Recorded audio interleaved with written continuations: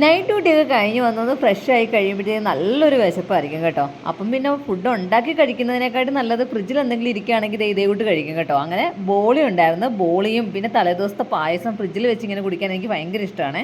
അങ്ങനെ പായസം ഉണ്ടാക്കുമ്പോഴെല്ലാം ഞാൻ കുറച്ച് ഫ്രിഡ്ജിലെടുത്ത് വെക്കാറുണ്ട്. അങ്ങനെ ഇത് രണ്ടും കൂടെ കുടിച്ചതിന് ശേഷമാണ് ഞാൻ പിന്നെ ബ്രേക്ക്ഫാസ്റ്റും ലഞ്ചും ഒക്കെ റെഡിയാക്കിയത്. എന്നിട്ടൊരു 11 മണിയൊക്കെ ആയപ്പോഴാണ് ഞാൻ പുട്ട് കഴിച്ചത്. പുട്ടും കടലക്കറിയായിരുന്നു.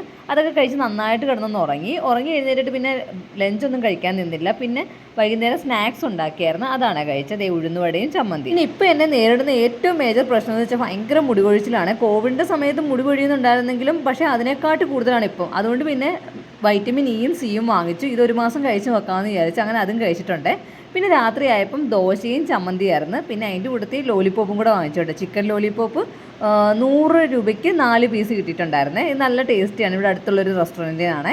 അപ്പോൾ അത്രയേ ഉള്ളൂ. ഇഷ്ടമെങ്കിൽ ലൈക്ക് ചെയ്യാനും സബ്സ്ക്രൈബ് ചെയ്യാത്തുണ്ടെങ്കിൽ സബ്സ്ക്രൈബ് ചെയ്യാനും മറക്കണ്ടായേ.